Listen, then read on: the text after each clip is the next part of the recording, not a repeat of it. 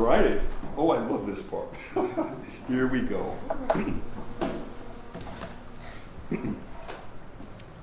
Hello, and welcome to Disclosure Network, New York. The meeting is on Sunday. That would be the, 21st? 22nd, the 27th of July. Sorry about that. Second. 2018. My name is Nick Curto. I'm a co-founder and director. Disclosure Network is a grassroots organization now celebrating our 17th year, providing 2 meetings a month throughout the year in Manhattan. We focus on cutting-edge UFO, ET issues, paranormal phenomenon, and related subjects. Our members do intense investigative research into the various topics and share that information with their group at the meetings or on the internet. And by the way, that's worldwide. We have a website for that. Our motto right from the beginning is, quote, connecting the dots to seek truth, unquote. I'd like to mention that we have available to everyone worldwide what we call a dnny news blast. It's an email service focusing on the issues of our group at the time, and that's totally free. Just visit our website, which is www.dnny.info, and type in your email address where it is asked for, and you will start receiving our dnny news blast. And that is very cutting edge of what's really going on right now. Going to the meetings is incredible, but having this news blast is like the second half of what you can enjoy with our group. Again, it's a free service and will connect you with the topics that we're currently focusing on. We literally have hundreds of people worldwide that are on that service right now. Our featured guest today is a dear friend of mine, Julian Michael. Julian, it's wonderful to have you here to do this interview with me today. A warm welcome, sir. Thank you, Nick. Thank you. We're so excited to have you there. Thank you very much. And I wanted to go into the title that you picked because I love how creative and wonderful the title that you picked of this program is. And let me just get that up on front. It's the title, quote, "A funny thing happened to me when I was born," unquote. Paranormal, numerology, past life hypnotism, aliens, psychic healing, and experiences revealed. And boy, that takes in an awful lot. And there's so much to go through here. But what I wanted to ask you at the very beginning, Julian, is about, if you will be so kind, to share any ET phenomenon that's happened to you personally in your life. Well, there's what's interesting is that, and can we just ohm 3 times? Oh, of course we can. Yeah. Okay. Just put Sure. your papers down and children and everything else on the floor, and just allow yourselves just to take a deep breath.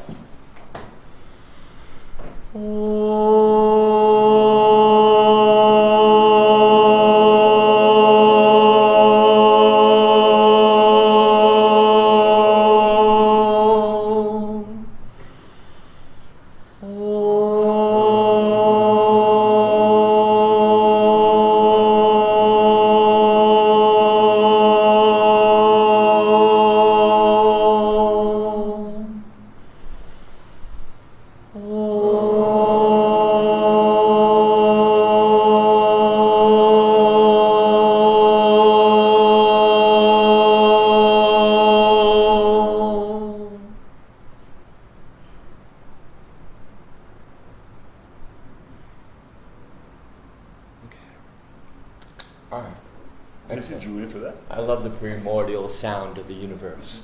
Wasn't that amazingly beautiful? And the whole room was vibrating. Mm-hmm. It certainly was. Thank you. They've taken ohm and put it into a computer, and it's circles within circles within circles within circles. Yeah, fascinating. Wow. Mm-hmm. That's a great way to start.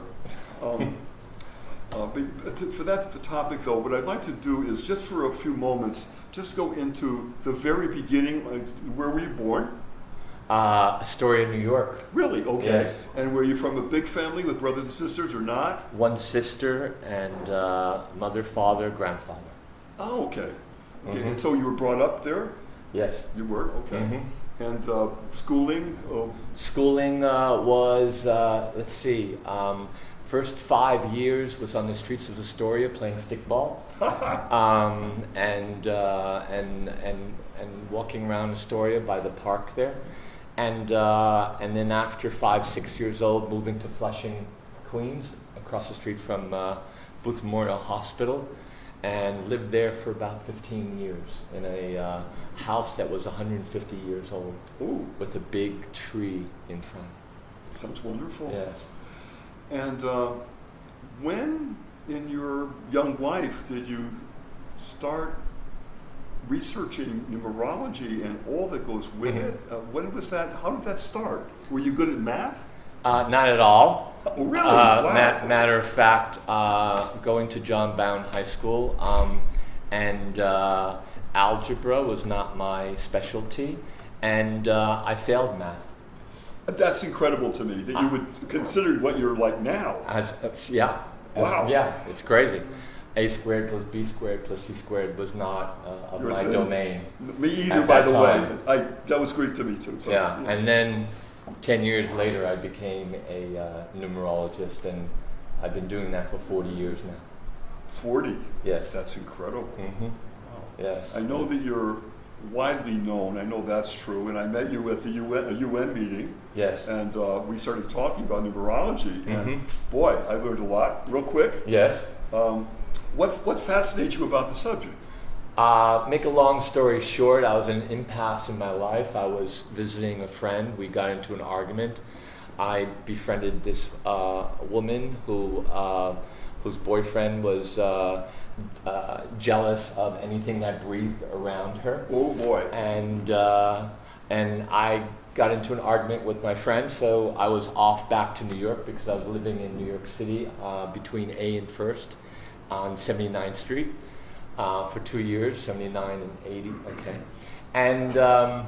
and all of a sudden I'm walking with my duffel bag. I'm going back to New York City, and Robin goes to me, "Where are you going?" I said, "I had a argument with Fred, and I'm out of here." And she goes, "Look, I really need to talk to you, but I need to go." I said, "Robin, I'm sorry, you got my information, I'm out of here." She goes, no, you have no idea. You're the only one that I can talk to, and I'm very pressured right now. I'm leaving." I said, "Oh, that's great." But I'll be back in a couple of days, but I'll make my garage really nice for you. And I said, "Robin, I really need to go." And then all of a sudden, her amazing eyes, her voluptuous figure, her silk black hair, I get very seductive, especially at that time. And I said, "All right, okay." And she made it very nice for me in the garage. It was in Venice Beach. Oh. In Los Angeles. Nice. It was a few blocks from the beach. I pretty much didn't have any clothing that was winter except for my leather pants and a jacket. And I slept with the leather pants and jacket. And there was no bathroom because the bathroom was in the house and her boyfriend was there, so couldn't go there. So the bathroom was in the gas station. Down the block, but it was only open from 6 o'clock to 9 o'clock. Oh boy. And no showers, so I showered in Venice Beach. So here I am, I have a job for a Wall Street company that I'm thinking about, should I take or not, and here I am playing around with Venice, Los Angeles, California. Very cold, and I felt like George Washington. I put on a light, and it was one of those string lights in the garage, and I'm surrounded by all these books, and I just choose any book, and it said the Book of Magic. Oh. And I go, huh, and I turned to the chapter, and it said numerology, and I said, wow, I have degrees in psychology, education, and film. I've never heard of this. I started reading it, I started doing the calculations, and I go, what is this? This is crazy. This is me. This is me. I've gone to school all these years, and this is exactly me. I did my mom, I did my dad, I did my grandfather, I did my sister. And as I'm writing a book now, I became a vampire on the streets of Los Angeles, but I wasn't looking for blood. I was looking for names and birthdays. That's an incredible story. All these things kind of come together at some point. And looking back. Well, what's interesting about that is I call it being in a divine flow. When you're in that divine flow, the synchronicity and serendipity is just happening to you all the time. And it's important that you have faith and trust and know that it's okay. Whatever's going on, it's okay. You're protected. It's all right. I totally get what you're saying, and it's happened in my life too. So yes. Oh, wow. All of it. Boy. So then what happened from there? Well, there's a lot going on before that. Oh, okay. Go ahead. That was in 1980. So before that, there were nosebleeds when I was a kid, and also I went to church. I went to church every Sunday. My grandfather he had a very deep voice, and he sang in the choir. Wow. Deeper than this. Wow, deep. that's deep. Like hallelujah, very deep. And so on Sundays we went to church, my sister and I and my grandfather, and this was something that was a ritual. And after that, he seduced us with taking us to lunch to all these different restaurants. And my sister and I, we shared bunk beds. Does anyone remember bunk beds here? You bet. Okay. My sister was on the bottom, I was on top. And there was, and I'm Greek Catholic of the Byzantine Rite. That's what I was born in this life. So that's my religion. And there was a picture of Jesus Christ with his hands open. In the bedroom, and we were taught, and it was also a ritual. Before we went to sleep, we would get on our hands and knees and say Our Father, and then an angel's prayer as well as Mother Mary, and 3 prayers. And we did this every night. Around 7 and 8 years old, my sister's sleeping. I'm there on my hands and knees, and I'm praying to God and Christ and angels and the divine energies. And then all of a sudden, I'm looking at the picture, and the picture is all of a sudden shape-shifting. The room, the energy of the room is changing. My breathing is changing, and there's Jesus Christ in a yoga position, and he's looking at me. And I'm going, okay, all right. I always see you in church, and you're on the cross, and you're suffering, and here you are in a yoga position. I guess something is going on. I guess so. and just smiles. And then after that, Jesus and I became very good friends. I was trying to make deals with him, with my studies. Oh. And kind of like going, you know what? If I don't go to church this Sunday, I'll light some more candles. I'll make it up. And I'll make it up. Wow. You know, you're born in New York. That's what you do, right? Yes. Okay. So, what's interesting about that is that also dreams. Okay. Dreams played a very major role in my life because my grandfather every morning, and he lived with us till I was about 15 or so. Every morning he would ask me, "What did you dream last night?" And I said, "Dinosaurs." And he would go, "How many?" I would go, 2. "Was it day or night?" I said, "It was day." "Where were you?" "We were in the forest." "What were the dinosaurs doing?" "Oh, we were riding the dinosaurs." "Who are we?" "Oh, it was you, Mom, and me, and Chris, and Dad were on the other dinosaur." And this went on every morning. And little did I know, my grandfather was my dream therapist. Oh boy. And I felt that that helped tremendously in understanding what was happening with me. It helped me tremendously because if one of my friends or someone had a problem, I would say, "What did you dream last night?" And I would do the same thing. And also, dreams is a portal. Mm-hmm. It's a door, and it opens you up to other dimensions, other worlds, as well as everything that is happening on a deeper level, those subjects that are very deep and subconscious, as well as taboo, as well as stuff that you don't really want to look at, and all of a sudden is your dream. And it has helped me tremendously in my life as well as with others in my work and everything. You know, Julian, one of the things I want to do in the fall is to do a whole program about dreams. Yes. Of finding out from the group what you're dreaming and what if there's any reoccurring dreams that you've had. Because, as you know, that's also tapping you on the shoulder Sure. and saying once is not enough. Right. So I'm glad you identified that. It's an important subject. And with reoccurring dreams as well as nightmares, I call them, this is screaming and yelling taking place in your soul's mailbox. Wow. So deep within ourselves, we have this whole world. And within this world is ourselves on a subconscious, conscious level and all the different consciousness. And when this is happening, it's something that you're not looking at. It's something that's going on and you're not addressing it.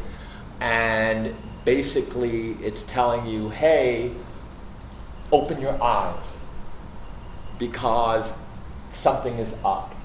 And also the fact that dreams aren't exactly what they represent. In other words, they're metaphors. It's like reading Shakespeare. When you read Shakespeare, it's not the words, it's not what he's saying, it's in between the words. And the same thing with dreams. They have their whole language, right? Everything from life and death and if all of a sudden people are showing up in your dream, all that, it depends how you interpret it through if it's Freud or Jungian or Gestalt or any other method. Yeah. So that's pretty cool. And I've been into dreams ever since I was a little kid, and I've even helped let's say classmates as well as being in a high school that was Italian, Irish, scattered Jews around, and not many people of any other color. Not many of them. That came when I came into City College. It was like a whole new world. But I was around gangs. I was around gangs, and I was very strange because I was tall. My legs were taller than anything else. I had a small little head, so I already looked like an ET. And I loved violet, purple shirts and strange shoes. And I was picked on in the beginning. But all of a sudden, here I am, I'm getting picked on, and all of a sudden, Sal goes to the person who's picking on me, "What are you doing?" He goes, "Sal, this has nothing to do with you. I don't like this guy." And Sal goes, and you know when you're a kid and you get into a fight and everybody circles around you? Well, that's what was happening in the 60s. Because you were... Sal would go, "Well, you have a problem because I like him." Because you were an individualist, you just weren't And also, following the herd. and also, I helped them with their homework. Okay, I was Right. talking to them about their dreams. good plan. I was talking about them about anything that bumped in the night, anything strange. I was there, so I was the one that was like the strange one, and they protected me. Right, and also there were no borders. What you're saying here, No. there weren't. You just said no borders at No all. borders. You were going to be an individual. Right. You were going to follow your own heart, Totally. and thank God you did. also walking with my friends, and in those days, slingshots. Really? We would walk around with slingshots in our pocket. Anyone? Yes? Yep. Okay. And anything that moved, all of a sudden, right? A squirrel, a bird, or anything. And I'm with my friends, and all of a sudden I go, and I grab them by the hand. I go, "What are you doing? What's the problem?"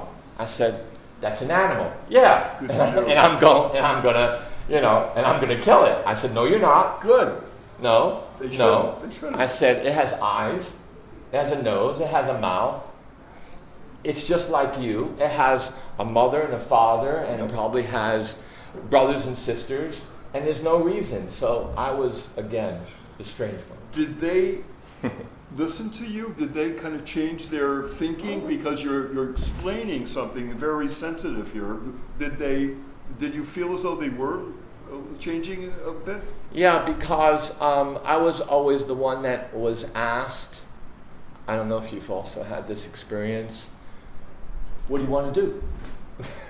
"Hey, what do you want to do?" Yeah. Because you would like sit on the porch, you would watch the cars go by, you would fly kites. I was into sports, so I was stickball, baseball, football, touch football, anything like that.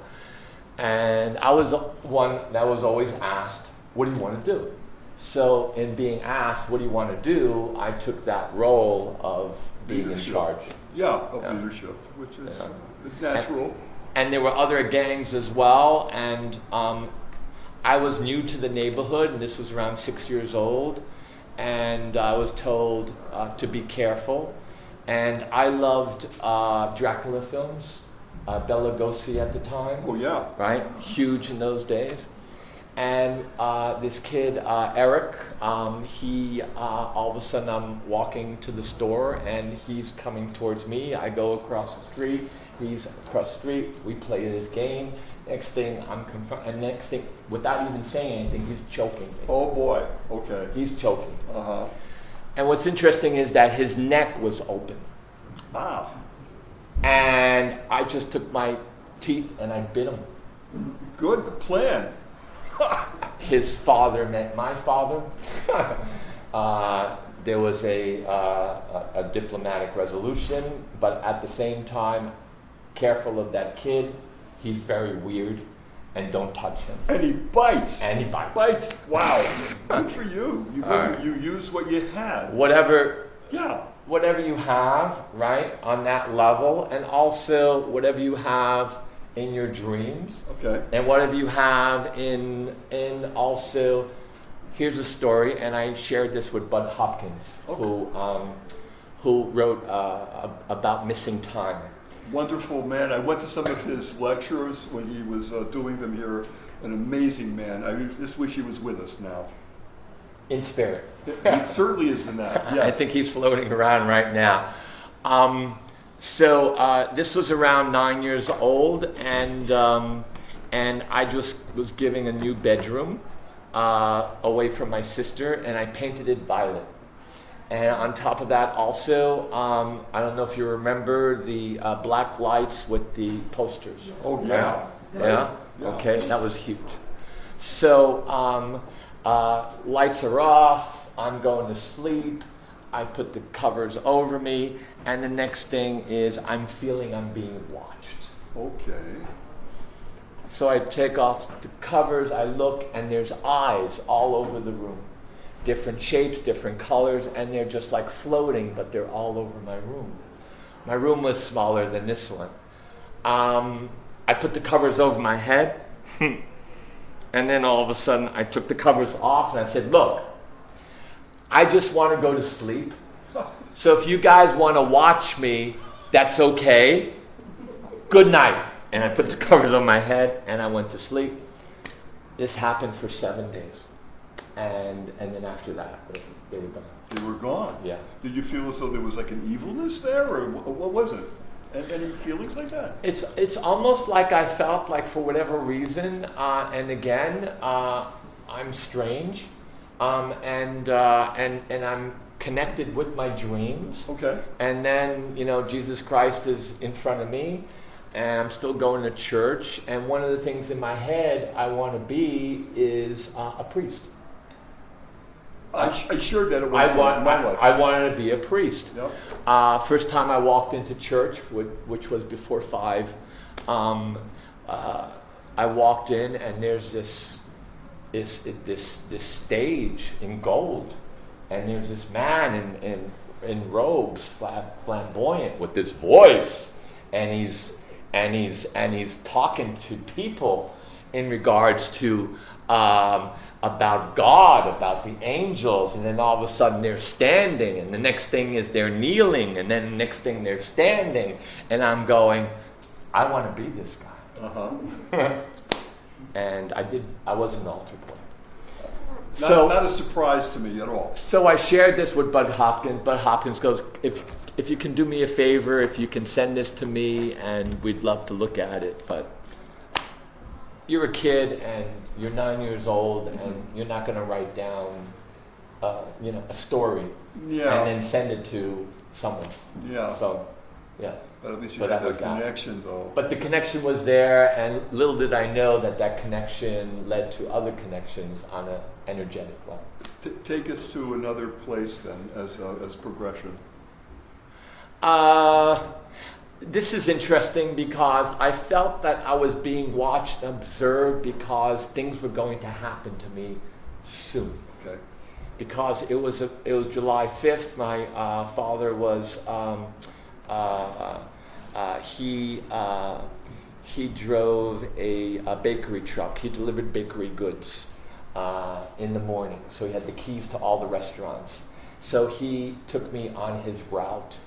And it was the last stop. It was Mount Vernon. It was early morning. The sun was rising. We were going down this road. There was another road that was like perpendicular, and it was still closed.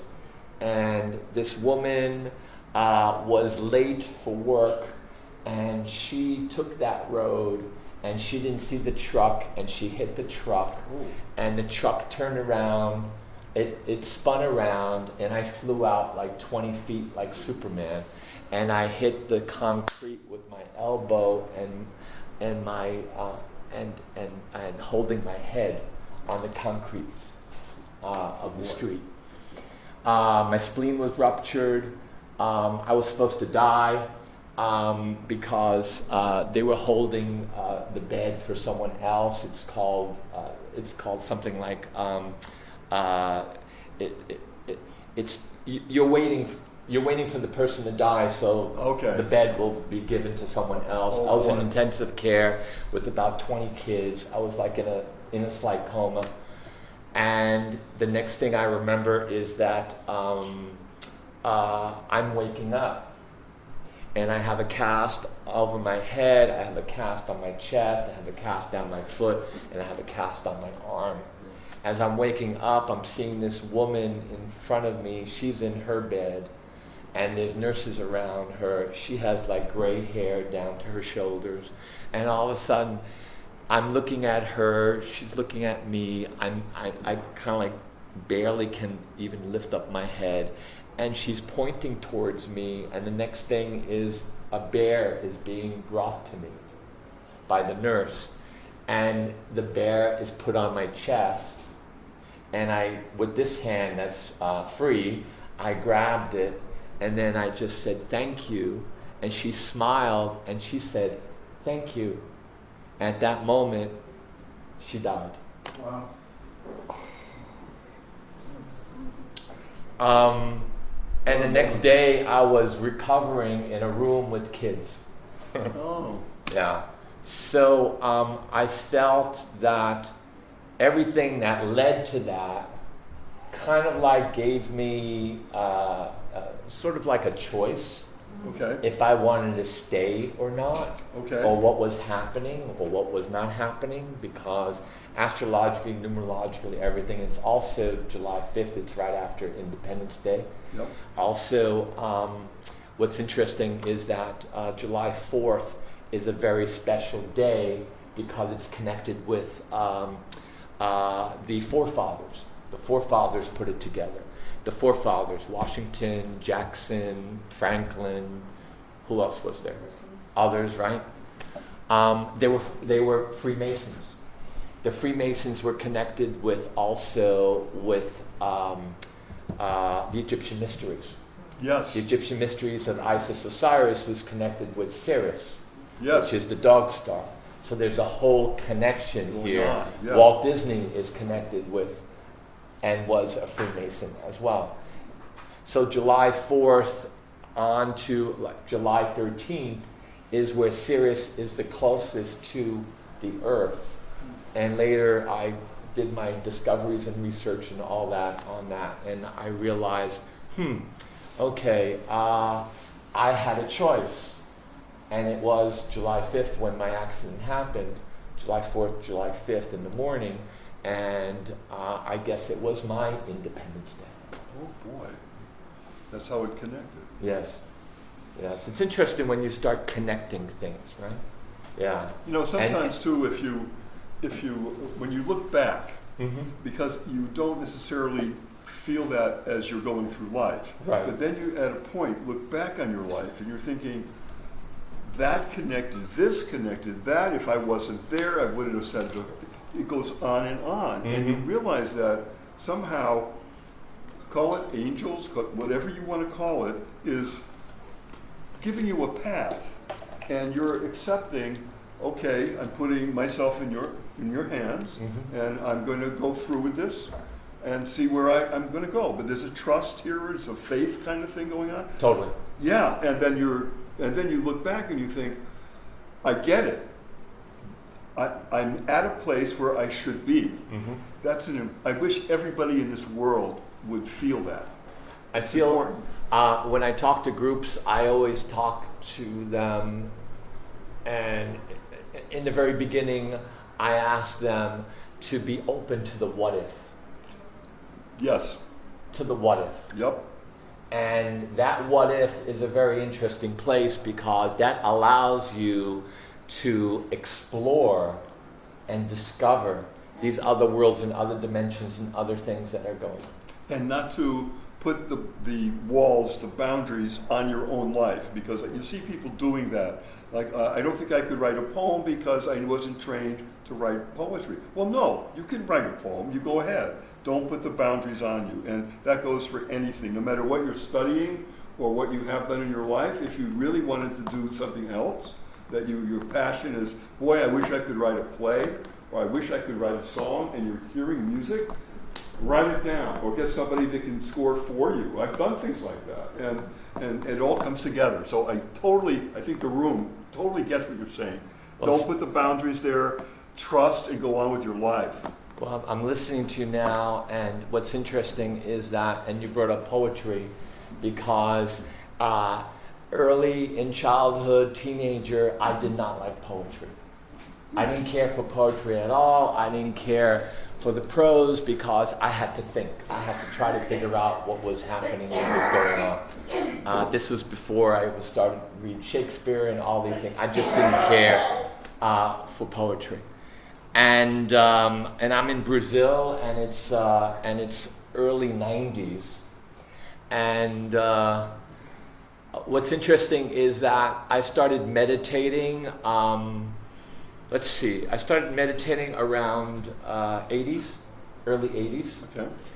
So I'm meditating every day, and in my meditation, there's always doors. There's always circles. There's always all kinds of different signatures, like colors and stuff like that. And I'm always putting light over myself. It's very important to put light over yourself, to feel yourself protected and one with the energies of all that there is. And then I decide to go through doors and those portals and those colors and explore what that is.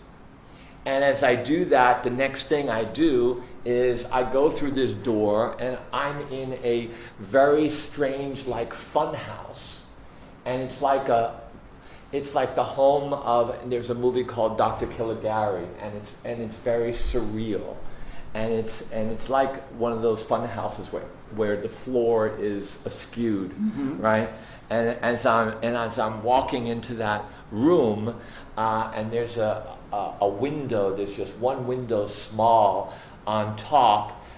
There's a man with white hair down to his shoulders, and he's nicely dressed, and he's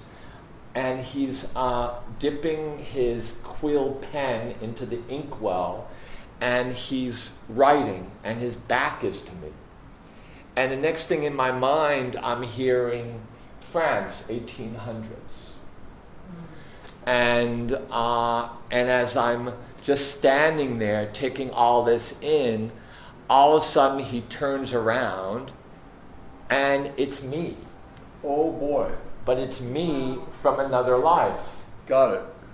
And he looks at me and he goes, "You're a poet, right?" And then he just turns around and he goes back to writing. And the next thing, it's like, Here we I'm go. back in my bed, and I'm like, open eyes, and I go, whoa. What was that? What was that? What was that? And That has happened many times. I believe that. That has Oh, happened. wonderful many times. though. That happened. And I started writing poems.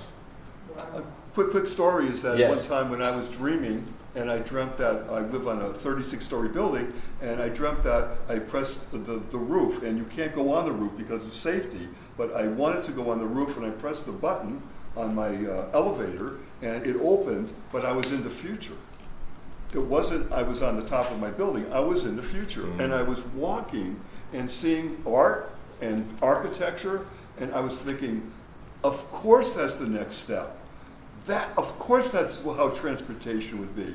And then in the middle of this, here's my point, I thought, wait a second, I'm dreaming. It's my dream. I'm the one who did that architecture or did that artwork because it's coming from me.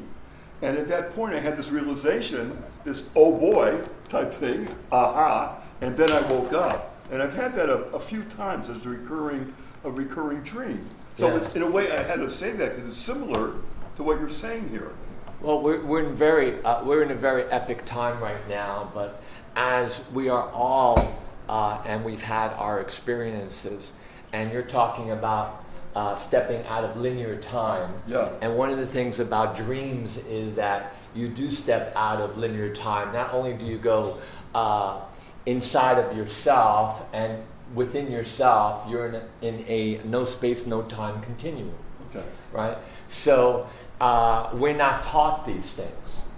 So what's That's interesting is that I use this as an example that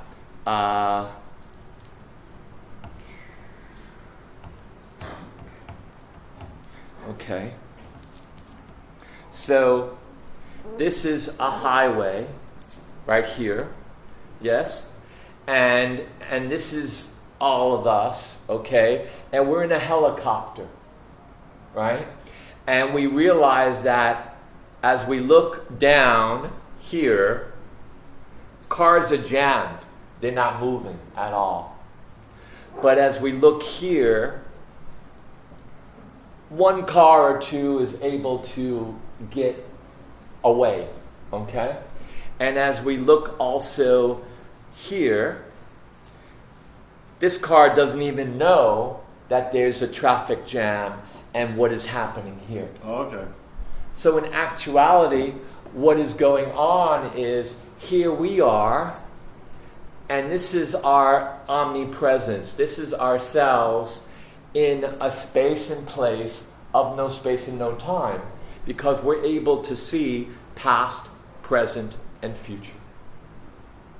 And in actuality, that's what life is all about.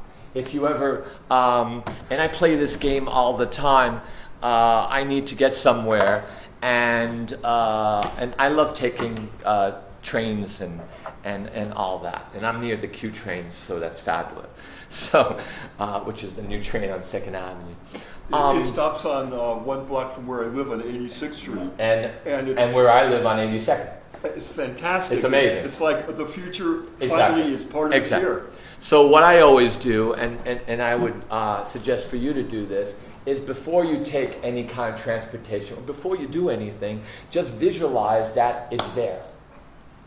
Just visualize that that person is there, or that transportation is there, or that experience is happening, whatever it is, and allow yourselves to stretch. Allow yourselves to stretch your mind in order to connect with that part of yourself that is past, present, future, now. And when it does happen, when that train arrives, or that person who said they were late, but all of a sudden they come on time, whatever's going on, you just, within yourself, you say thank you. And let's have more of this. And that's all. Because basically you're just acknowledging the energy. And it's all about frequency, it's all about energy, and stuff like that. Yeah. And the more you know, and things open up for you, and you get to see, and it gets better. It gets better as time goes on, because you're realizing all those points. Yes. And you can connect the points. And you realize that you're in, your life is magic. That we're really sorcerers and sorceresses, and we're really being asked to step up. We're really being asked now to take ourselves to the next level, because many of us had experiences, and what's interesting is that the millennials, as well as the people of this time, they're not having abduction experiences anymore, which is very, very interesting. Yeah, they're not having the same experiences as we had when we were kids and teenagers and 20s and 30s, which I find to be very fascinating. And I even talked about that to Barbara Moulton Howe. Oh, yeah. Yeah. She's something. Yes.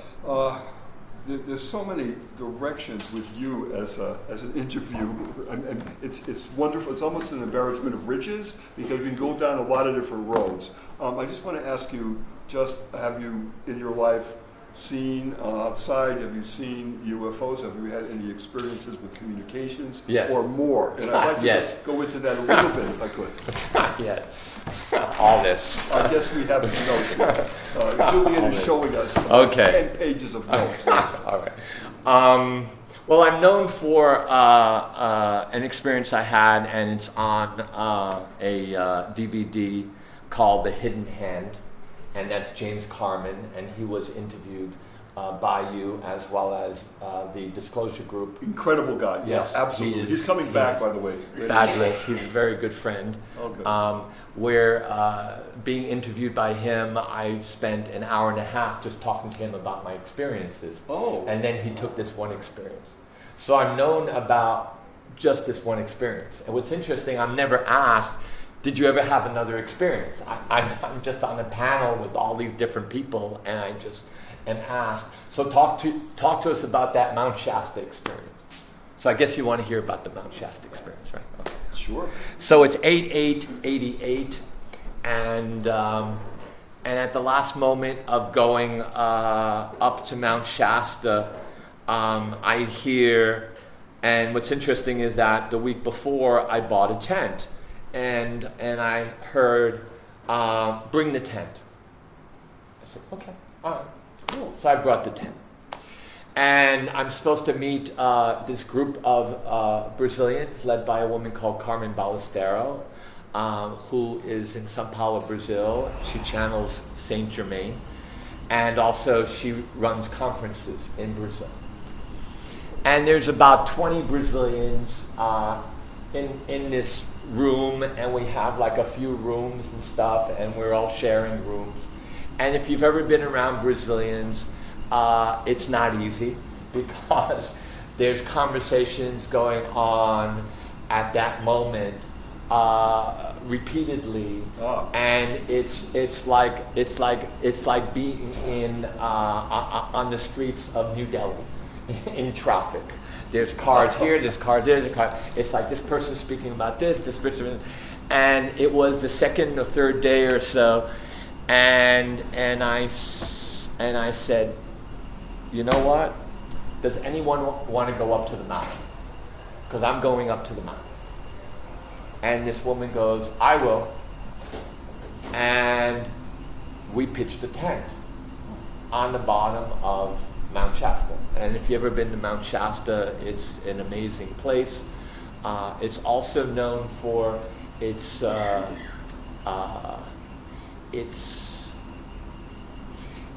energy and its stories in regards to the White Brotherhood, Saint Germain, as well as other white lodges.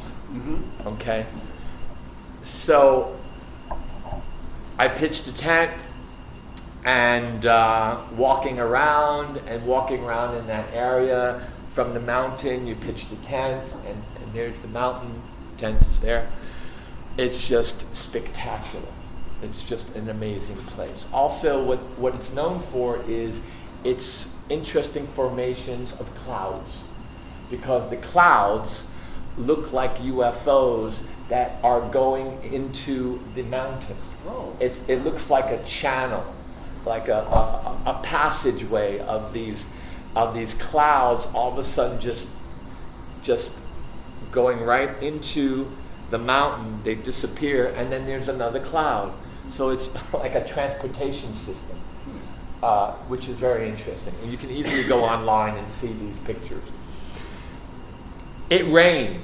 It rained. And you're in a tent. That night. No, we got out of there because it's pouring. Pouring, okay. And we went back to the Brazilian.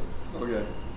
It rained that day and into the night, and it's something like 1 o'clock in the morning or so, and it stopped raining.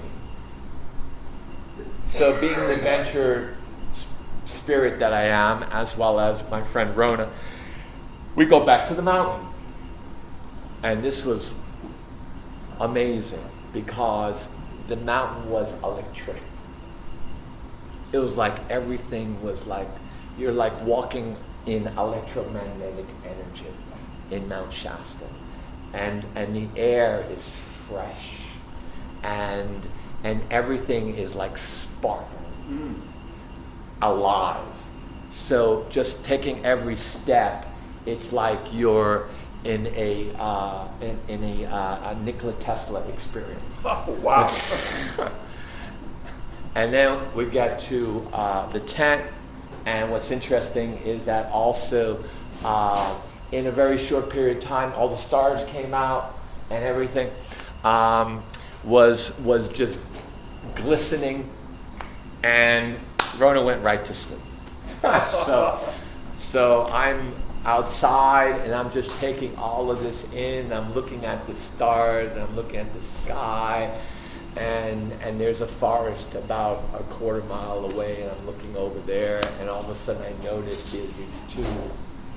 there's these two, and they look like stars in the sky. And I'm looking at them, and the next thing is all of a sudden they start moving. Here we go. And as they're moving, they exchange their positions. And I'm going, okay, all right. And then the next thing is I'm looking at them, and again, they change positions. And I'm going, all right. So I'm going, Rona, wake up, Rona. And she's out. All right. So then here I go, and I go, all right. I go, if you are what I think you are, let's do that again. Let's do that again. All right. And let's crisscross. And the next thing is, 30 seconds later, they crisscross. Okay. And I went, all right, okay. Yeah. All right. Now, before this, I've had other experiences, so it's not like my first time. And I also know the energy, because it's like when you connect with anything of ET and any kind of crafts or anything of that nature, your energy is heightened, the energy is heightened, and everything changes within you. And the next thing is I'm looking, and the next thing I'm in the craft. Oh boy, here we go. And I'm looking down through these windows at the tent. And there's two silver figures next to me. And there's like and the console is all these little blinking lights. And I'm looking at them, and they have like big heads, and they're in silver suits. And I'm looking at all this experience, and I'm saying, wow, who are you guys? What's happening? What's going on? And where are we going? And all of a sudden, telepathically, they said, we just wanted to just bring you here and just show you that everything's okay, but we need to bring you back immediately. And all of a sudden I said, well, why is that? And they said, because your heart is beating very quickly and you're going to have a heart attack. So they're concerned about your, literally, my well-being. Wow. And the next thing is, when? I'm back, I'm looking at them, and the next thing is, and they're gone. It's quite a story. That is quite a story. And that's my hidden hand, James Cameron, director, producer, writer. It doesn't get better. Story. It does not get better than that. Right. What an amazing experience. Yeah. And I explained it to a number of people there, and what's interesting is that when you talking about your stories, everyone has stories. Everyone, especially Brazilians. Huh. In Brazil, someone within the family has had an experience. So when I was there, and I could be around political leaders, actors, professionals, anybody in any group or class. Okay. And someone starts talking about something, and you're listening. And it could be about dreams. It could be about all of a sudden something strange, or my grandmother, she was looking at the sky, she saw this, and this happened one time at a dinner party, and the next thing I just kind of and you're always listening, and all of you know that there's a reason why you are where you are, because be ready, as we are all teachers, and we're way showers, and we're experiencers as well as teachers, to be there to explain or at least plant seeds. Share. And share. Yes, absolutely. And share. Listen and share. Right? How many times have I gone to a party, and of all the people, a person comes to me and starts talking to me about someone in the family has died. Oh. That has happened to me so much because I've had experiences with death myself. I had the near-death experience when I was close to 11 years old with that accident. And I was also born with the umbilical cord around my neck 3 times. Really? And my mother, at that moment, she died. There was plasma over my face. My godfather was the doctor. He was calling my mother to come back. He was unlinking the cord from my neck, and then everything became copacetic and balanced. Even though my mother always told me, Julian, you gave me 24 hours of hell. But you didn't hold it against you, I hope. Oh, no, Good. not at all. No, we were very tight. Wow.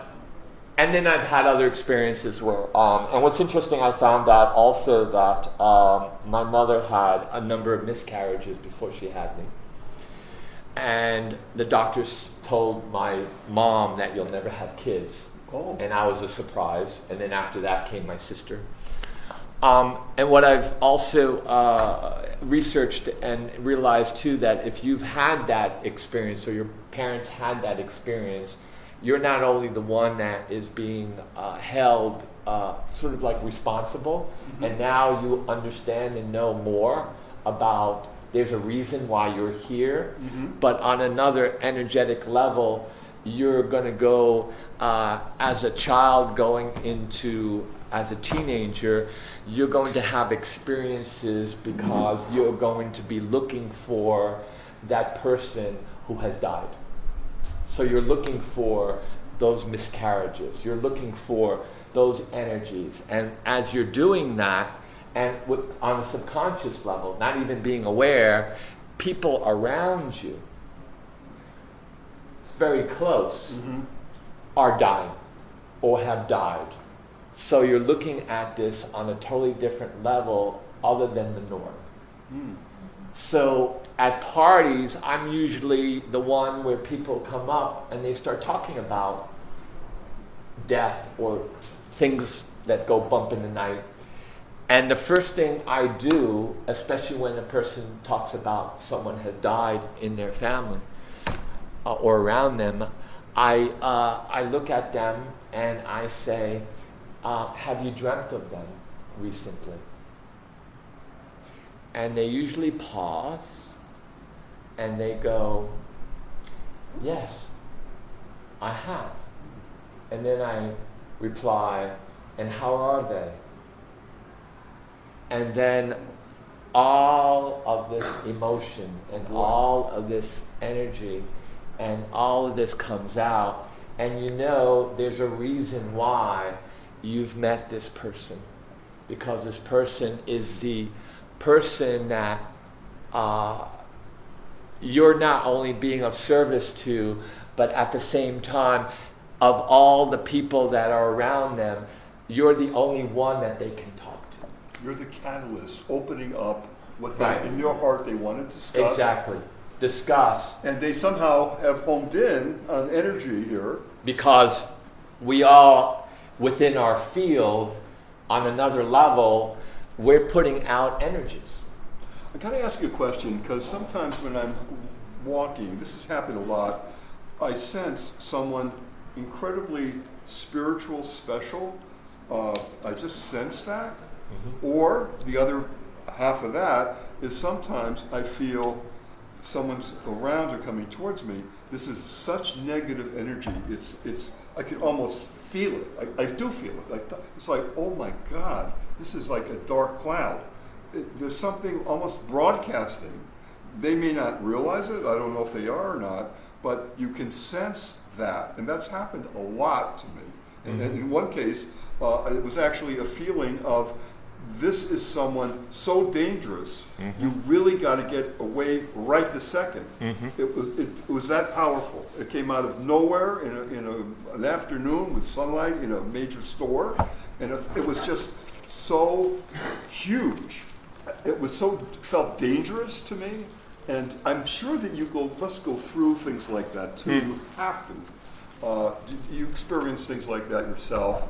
Do you ever acknowledge that and say if it's someone loving and spiritual, and say thank you, and I embrace your energy?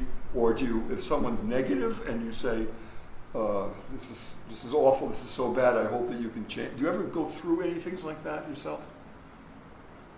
Yes. I would be surprised if you said let's talk about this subject now, okay. Which is energy, which is very important because, again, we're in this very epic period right now in our lives, in time, in the history of the world, where we're all being asked to step up, and there's lots of emotions going on. A lot of people are carrying a lot with them, and at the same time, we're becoming more we're becoming empaths on another level, because we're being asked, because of these experiences that we've had with everything from extraterrestrials to near-death experiences, to allowing ourselves to go through portals and doors and having all these experiences, our intuition, our extrasensory perception, our consciousness is being raised. So we can then talk to animals, talk to plants, and eventually also talk to the galactic universe and beyond. So energy is very important at this time, and it's very important that you're aware of this 24/7. So if you're walking down the street and you're experiencing someone coming towards you that's very energetic, I don't take their energy. I never take people's energy. The only thing I take is, and I share the energy of a tree. Or I take the energy, believe it or not, and share the energy of a sign, of a color.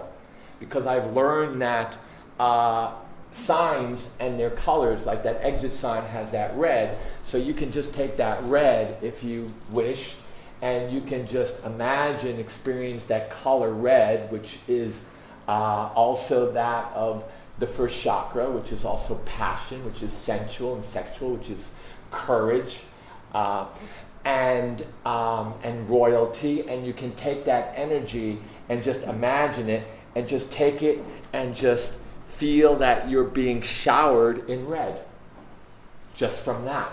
Okay, so you can do exercises like that, because again, we're only using, and they say, only 10% of our brains.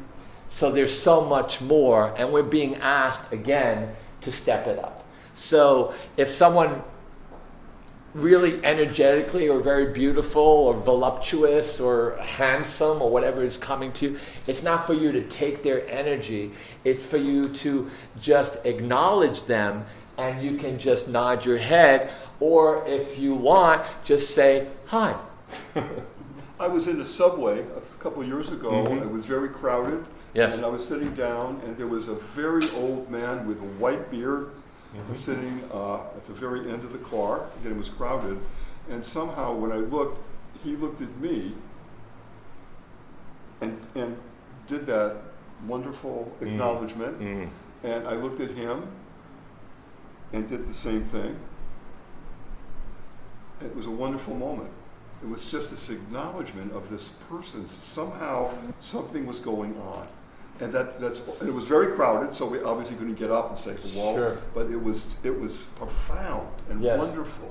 Yes. It just was like a whole other level was happening at Yes. Yes. And just that moment, you're connecting with infinite time. You're connecting with infinite love. Yes. You're connecting with that no space, no time continuum. You are in that I am, we are experience. And nothing matters except that moment. It was And an that's very, incredible moment. very special. Special moment, and I just always remember that as just one of the high points. Yeah. It's 1990s again, and I'm doing, again, I love to meditate, and I meditate every day. And the meditation I do is one where at that time, and I'm still doing it today, where I see myself, I bathe myself in light, and I say some sort of a prayer within myself, and then I start sharing and spreading the light in my room, and then I say, and bless this house and this apartment and the people of this city, and then I start going East Coast, West Coast, North, South, and then I go into Canada, and I go into England, France, Germany, Italy, Greece, and then I go and I share and bless light towards Russia, Ukraine, Bolivia, whatever comes to me, and I just share and spread light to the country, the people, and I just do the whole world, right? and then I share and bless also the universe and all the intergalactic neighbors and all the people and stuff like that, and then I say thank you. And I've been doing that every day for many years. That is so wonderful that you did that. So as I'm doing that, and I'm in my meditation, all of a sudden, in golden letters, Nikola Tesla. And I'm going, one, I haven't thought about you in a very long time. And two, okay, all right, and it's in golden letters. And then all of a sudden I hear this voice, and it's very androgynous. And as kids, do you remember when we had these documentaries of how to brush our teeth or how to do certain things, right, when you're in grade school? Mm-hmm. All of a sudden, I was catapulted into that same vibration, because all of a sudden, here's this voice, and I presume it's Nikola Tesla, and all of a sudden, he's showing me the Earth from space. And I hear, and I hear there's 3 major electromagnetic energy points of the Earth: North Pole, Equator, and South Pole. Mm-hmm. And I'm being shown this, right, in my meditation. And again, I'm not one to say, this is crazy. I've never, ever since I was a kid, I've never said this is crazy. Because once you say, this is crazy, this isn't happening, what are you doing here? It's gone. Yeah. Right? It's gone. So it's not for you to... You go with it. You just go with it. You surrender. That's the whole thing. And you know that it's okay. Right? Yeah. So, all right, you're on an adventure. All right, you're being shown electromagnetic. How wonderful. And I wasn't even thinking about the Earth and electromagnetic points or anything like that. And the next thing I'm being told, take these 3 electromagnetic energy points and create a golden ray. And take this golden ray and bring it to your stomach, solar plexus. And I go, okay, all right, okay. Now, feel that energy in your solar plexus, the solar sun, and now take it to the top of your head and just relax. And I said, all right. Now, you're going to Om 10 times. For 10 is the signature of the tree of life. And I said, all right. And as you Om, you're going to Om and take the energy from the top of your head, bring it down the front to your feet, up the back of your feet, back to the top of your head. And that's 1 rotation. And I said, all right, okay. So all of a sudden, I start oming. Om. And I do that 10 times. And then I hear, relax. All right. Now you're going to count to 11. Interesting. I'm a numerologist. And 11 is the first signature of mastery. Oh. So right away I'm going, that's interesting. And 11 being the first signature of being a master number, 1111, as you've probably seen that on your clocks and everything else. And if you take the word light, each letter corresponds to a number frequency. Light comes out to a 3, 9, 7, 8, 2, a 29. 2 and 9 is 11. Oh. So 11 is light. Okay? All right? And 11 is also known as the messenger of light in numerology. So then I hear, you're going to count to 11. Okay. 1, 2, 3, 4, 5, 6, 7, 8, 9, 10, 11. Take the energy that you've created by ohming from your solar plexus, from the 3 points of the earth, and now see yourself in a golden bubble of light and stretch it 3 inches from your body. And I go, all right. You're going to count to 11 again. Okay? 1, 2, 3, 4, 5, 6, 7, 8, 9, 10, 11. Interesting that 11 and 11 now is 22. And 22 in numerology is known as the master builder. Okay. So it's the architect of this new world. And now the voice says, now take this energy and put it out 6 inches and relax. I said, okay.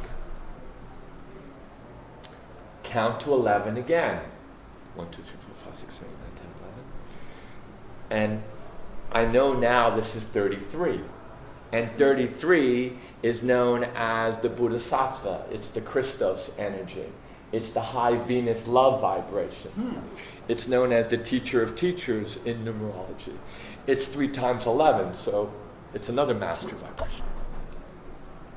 And the voice goes, and now take this energy and put it out 1 foot and relax. Count to 11 again. Okay. 1, 2, 3, 4, 5, 6, 7, 8, 9, 10, 11. Now that's 44. And 44 in numerology, 4 and 4 is 8. And 44 is known as creating heaven on earth. It is one of the most powerful vibrations of manifestation in numerology. Barbara Streisand is a 44, if you want to. Take this energy now and put it out to 3 feet. And now relax in your electromagnetic energy Tesla field, solar sun within an emerge. So I started doing that every day, and I'm in Brazil, and I start sharing it with some people. And the next thing is I start sharing it with groups.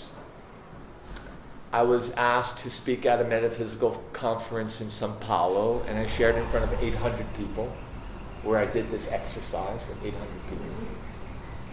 And I started sharing with top CEOs in Brazil, business people and stuff like that.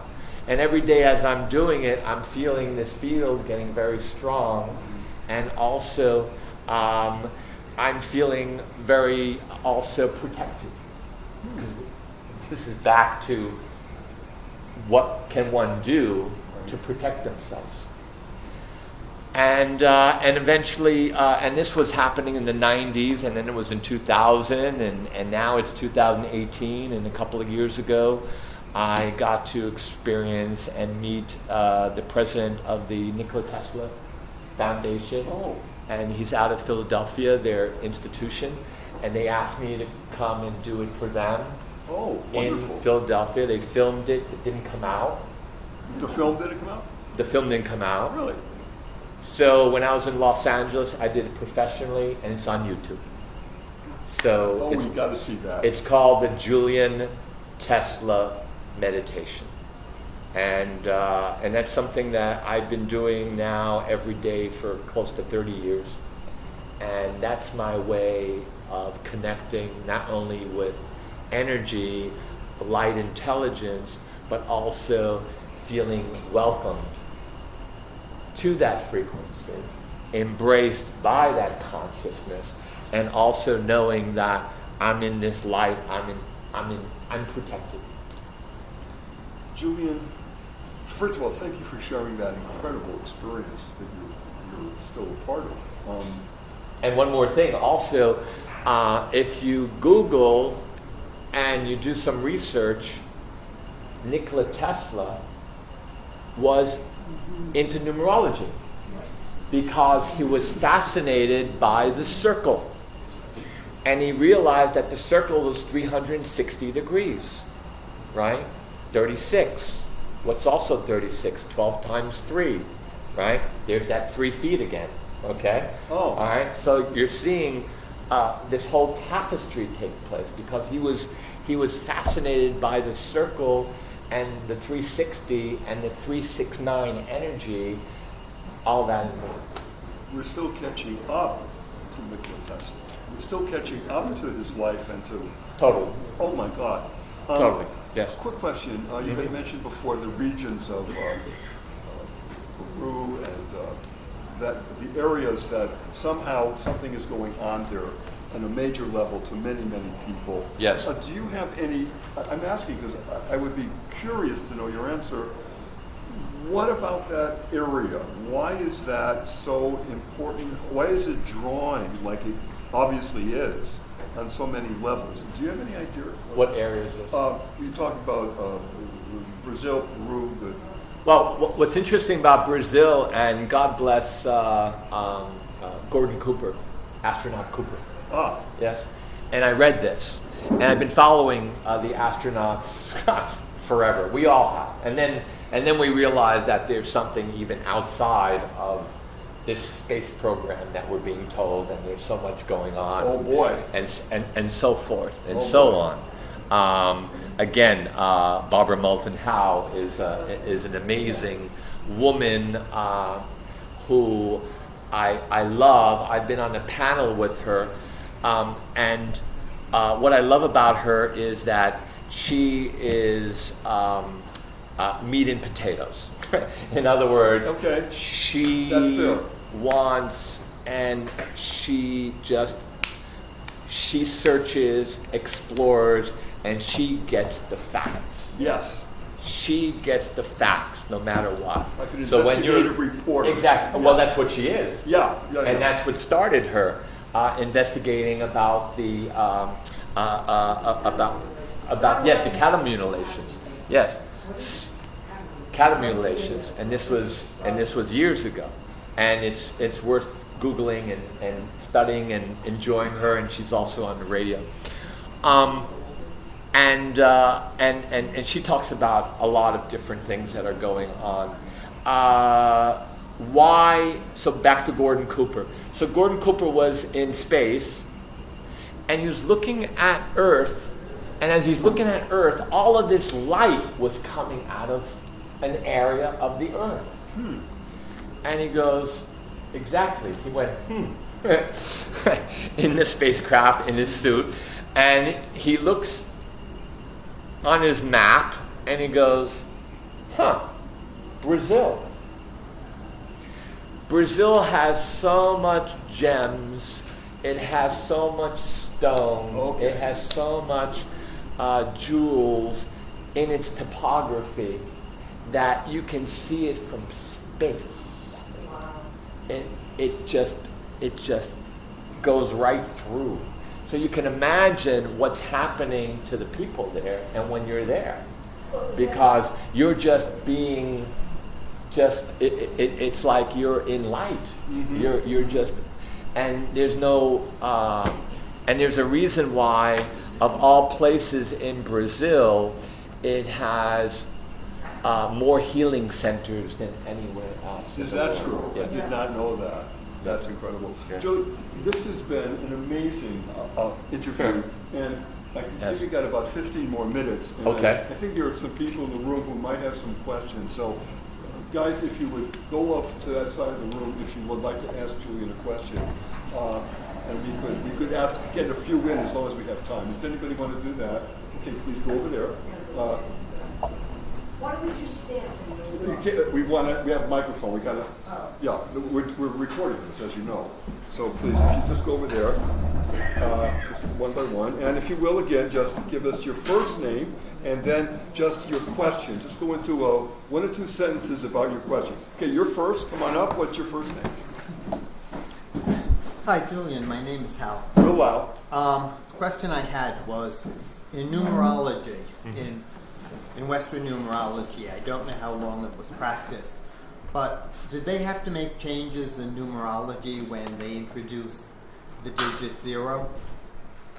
Zero in numerology is known as God's protection. So did they have to make changes since they didn't have zero for so many years? No, they just call it, the circle is divine protection. So anytime you have zero, and if you have zero in your in major numbers in your chart, and that's one of the things. So Nick asked me for something to give to the group, and I didn't have a PowerPoint ready because I haven't really spoken about this for a long time. So everyone's going to get a chart of Prince. Oh, thank you. That's wonderful. And so when you have zero, it's interesting you talk about zero because you take every letter corresponds to a number, that number has a frequency. So Prince Rogers Nelson, which is his destiny, comes out to 100. 100. So you have two zeros there. And I saw it as, his destiny was to be one with infinity. And what's interesting that in Minneapolis, in his studio, he had speakers and receivers in every room.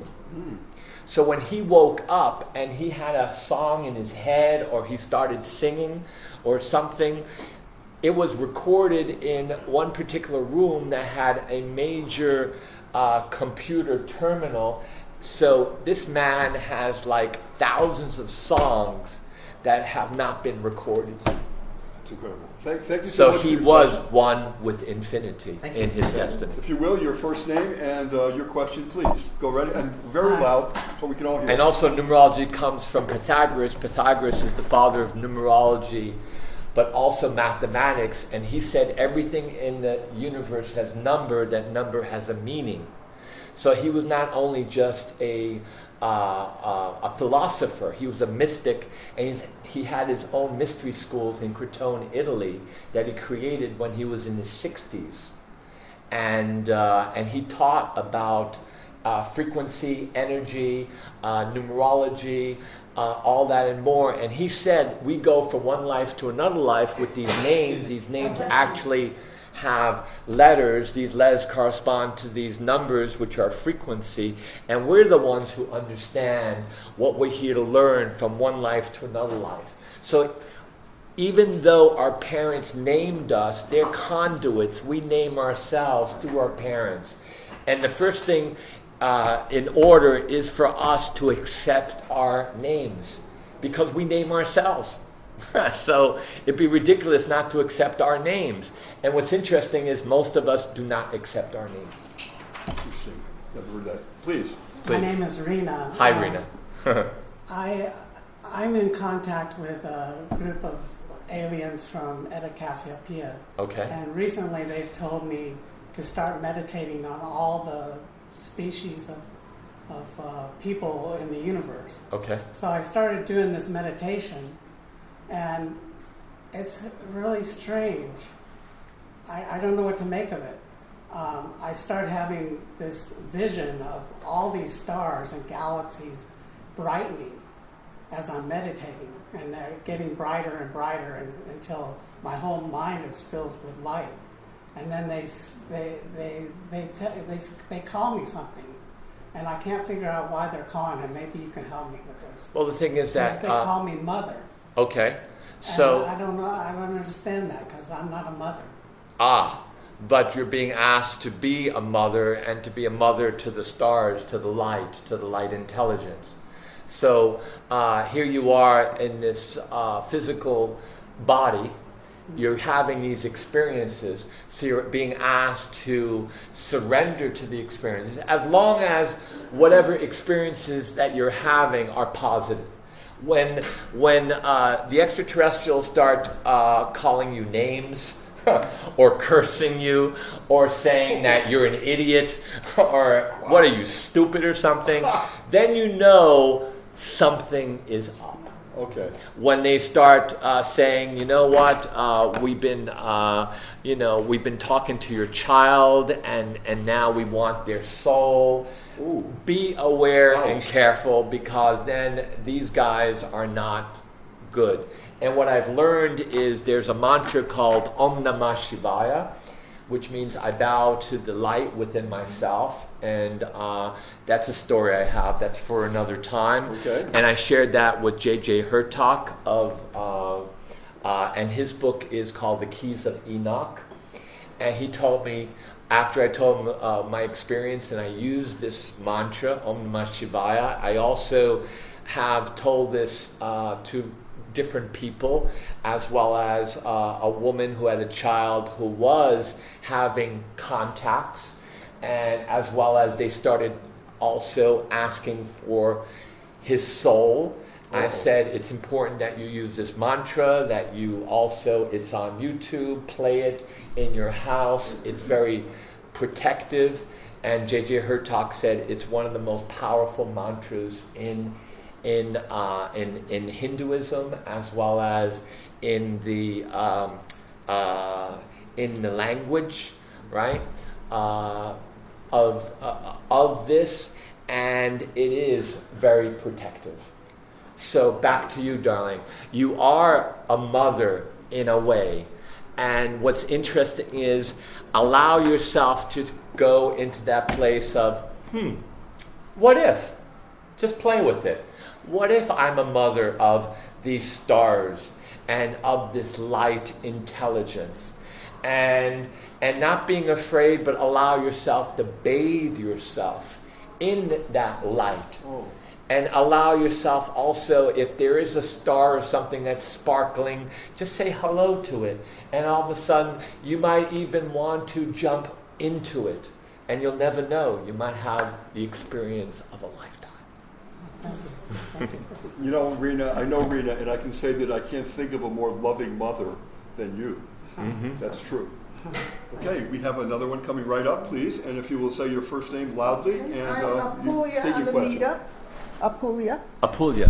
And Hi. Yeah. you sort of touched upon what I was going to ask. Yes. Have you read Jacques Vallée's book? I think it's called Confrontations, and it was specifically geared to his research in Brazil Okay. on extraterrestrial experiences that people were having there. Have you read it? I know Jacques Vallée. I know his books. I haven't read that particular book. Well, Yes. the point was that he seemed to think they were different from the experiences in other places, and that they were more negative. Mm-hmm. And since you're working with Brazilians, Yes. you have very positive experiences. Mm-hmm. I wanted to ask you that question. Well, I feel one of the things about Jacques Vallée and other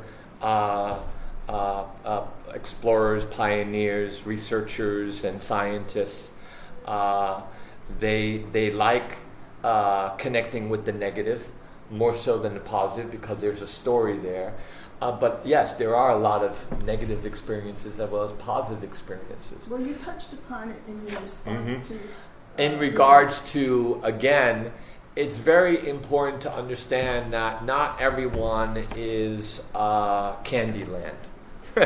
Not everybody is positive and light and aware and conscious, not only physically on this planet, but also when you start going into places within yourself, meditations or channeling or anything else that's taking place in your life. So it's very important for you to protect yourself the best you can before you make any contact with anyone or anybody. And also, if there is an experience that you're having, and let's say you're being asked to go on a spaceship, as I've been asked, it's very important for you at that moment to do everything you can to protect yourself, as I did. I put light over myself. I said, Om Namah Shivaya. I said, I am of love, light, and of God. I am of light, light, and God, love, light, and God. And then I was ready to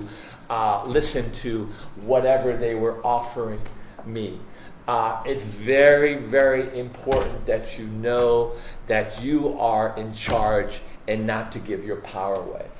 the same thing with exorcism, because one of the things, and one of the reasons why I also stayed in Brazil is because I studied with shamans and psychic healers and doctors and parapsychologists, ufologists, but also I worked with de-obsession, I worked with exorcism as well. And when you work with exorcism, the same thing. If at that moment you are scared, you give your power away. And in giving your power away, that's it. That energy all of a sudden has you. Good Right. advice. Thank you Okay. so much for your question. Okay, we're going to have next, if you give your first name and you state your I'm question, Lorraine. please. Yes, hi, Lorraine. I think I saw you about 20 years ago. Okay. At the ARE. Yes? Yeah. Yes. And, you know, I can't help it. I have a question, but I have to just say this. At the time when I went to your lecture, there was somebody who's a really good friend of mine who I haven't seen in like 10 years. And I said to my friend, Ron Saunders, I said, you know, I wonder if I'm ever going to see Malcolm again, because he was an old man. I used to have a conversation with him all the time. And it was at that meeting, once I said that, I got a tap on the back of my shoulder, and it was Malcolm. And that's what I remember about your lecture. Anyway, my question is, you were saying before how you feel like people are attracted to you, like there's an energy that goes out. I'm experiencing that now. I just recently got a job. I'm doing writing Excellent. for a newspaper, and I'm doing actually a case, like an article on the Jefferson Market, and it's so weird because my experience of that is that I noticed that, well, I'm doing it on the stained glass windows, and it just so happens for the last 4 days I've been trying to get everything I can on the stained glass windows, and how they're Charles Booth. And it just so happens, right when I'm at the point where I'm going to find everything out, the book for the Jefferson Market, it's gone. The lady said to me, we don't know what happened to the book. But I don't think there's a coincidence, because what I have found and what I've always felt is that these windows that are in Jefferson Market are robbed. Okay? Because the person, Charles Booth, is much, much older, than the windows. Right. Okay, so I believe that the windows are robbed. And my point to this is my experience through this whole time. So they were no good. But I'm talking to the person who works there, and she says to me, oh, because I said to her, you know, they're also in Trinity Church. Okay. Okay. And she says to me, well, there's a Trinity Church in Harlem. Excellent. And my point is, I didn't get it that way, but it just so happens I met 3 people. I maybe even do a poetry group in the other building. I'm in Jefferson Market. I'm doing a poetry group. And the person who works in the one in Jersey, who he also built, says to me, why don't you do a poetry group here? And I was like, what are you talking about? And he goes, so you do one in New York? And I said, yes. So I may do a poetry group in the other building that Frederick Clemens Clark built. So I'm going to take this to another level, because there's other people here, but Right. take it to another level. Do your prayers. Do your protecting yourself. Right. And then, with yourself as well as you, put yourself in the center of the room. Well, my point is... Wait, one second. Put yourself in the center of the room of those windows. Right. And then start connecting with the consciousness of the windows. Ask the windows to speak to you on another level of consciousness, because we are frequency, the windows are frequency, the windows have all kinds of stories to them, not only when they themselves were created, but also in regards to everything that has been going on, from sounds and frequency to music to everything else. And all of a sudden you can go into a whole world with those windows. I do that when I'm at the beach or at the ocean. I listen to the stories of the water. I put myself in a place where all of a sudden I'm just there. I do my protection prayers and everything, and then I allow the water to start telling me stories. Whoa, that is amazing. You can do the same thing with the window. Thank you for Blessings. this incredible question. Give us feedback, Lorraine. If we got time for 2 more quick questions. Your first name and your question, please. My name is Saad. If it's hard to pronounce, It you is? can call me Sean. You can Sean. call me Okay, Sean. It's easier. Blessings. Thank you. Thank you for reference taking on the Nikola Tesla. Yes. I'm coming from St. Legion and I know a lot about that. My question to you, you reference that you spend a lot of times in South America. Yes, in Brazil. And shamans and that stuff. Yes. Did you experience ayahuasca trip? I plan to go with my younger son in November to ayahuasca trip to Peru, and did you experience that? When I was in Brazil, I was asked many times to do ayahuasca, and I constantly turned it down because I didn't care for the ritual of all that was very religious that was at that time, which is very prevalent there, which deals with Catholicism and also sin, as well as forgiveness and all of that and more. But what happened is that I did touch upon shamans who were doing something called Santo Daime, which is daime and ayahuasca together. It's the energy of them together, and I did it with the shamans on outside of São Paulo in the mountains. With shamans, 50 men, 50 women. It was an eclipse, full moon. It was from 12 noon to like midnight, and it was one of the most amazing experiences. But at the same time, when you're doing anything that is ayahuasca, Santo Daime, drugs, or anything else, know that you're in charge. Because there were things that were happening to me when I was imbibing the drug with the shamans, even though the shamans were singing and they were and all this was going on, but there were things that were happening to my body that it was like an X-file. Wow. So it was so scary, but the fact that I knew that I was in charge and the drug was just showing me something that I was afraid of, I was then not terrorized, and I didn't go in that place of being like so totally riled up that I was going to lose it. But I said, okay, I know that this is the drug, and I know that this is one of the biggest fears of my life, and I can handle this. As I had this ball going up my knee, up to my hip, and it was like dancing on my leg, and it was physical. And I said, all right. And I usually say, okay, all right, okay, all right. You know, like I'm experiencing this. Right. And it's my experience. It's not yours, it's not yours, it's not yours. It's my experience. So, all right, if this is happening to me, I'm supposed to go with this. Of course. And learn from this. Yes. We have My time name for is one Betty. more question. Go My ahead. name is Betty. Hi, Betty. Here is my question. Yes, sir. I chose for my email, Yes. people to get in touch with me, the following number, X99. Wow. What would be the significance of that in my life? Well, what's interesting, you just told me about X, and yesterday I was with parents of a child that was going to be born in December, and I was helping in naming the child. And that's one of the things I also do. Wow. And the name that was chosen, one of the names was Dex, D-E-X. And it worked out numerologically perfectly in regards to the child and the energies and everything else.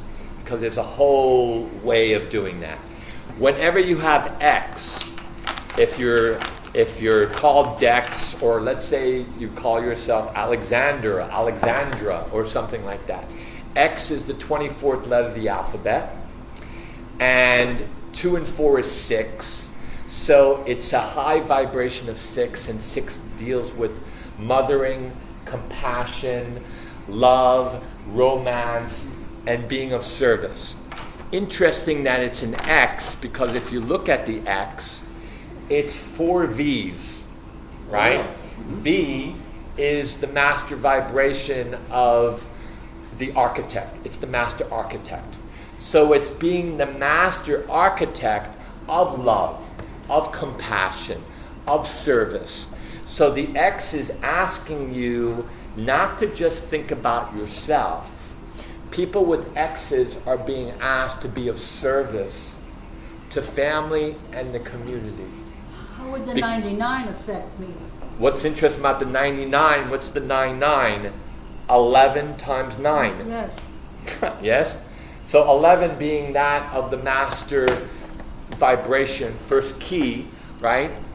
Which is the door of light, the one who holds the light, right? 22, master builder. 33 is known as the teacher of teachers. 44 is that of creating heaven on earth, manifestation, very strong prosperity. 55 is understanding the body, freedom on a masterful level. 66, that of also health, service, the heart. 77, mysticism, mastering mysticism, and that which is within yourself, and that of the soul detective.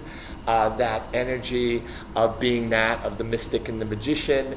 88, very powerful also with money. 99, anytime you have 9, darling, and 9 works in numerology 1 through 9. After 9 comes 10, which is a 1. So 9 is asking you, hey, be 1 with the top 0, 1 with higher levels within yourself, 1 with that of the divine. And in being 1 with the divine, understanding how to surrender, how to let go of any programs and patterns and any jealousies and envy and my mother did this, I'm a victim of that, my father did this country did that, Donald Trump is doing this, that is happening, this happening. Let it go, because it's asking you to become the master of unconditional love. Thank you. Thank you so much for your question, Betty.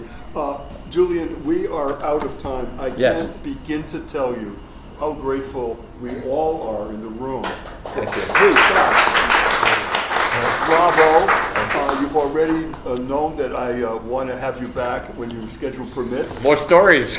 More stories. And thank Lots. you Thank you. for Thank being you. so generous with your time, and we honor you.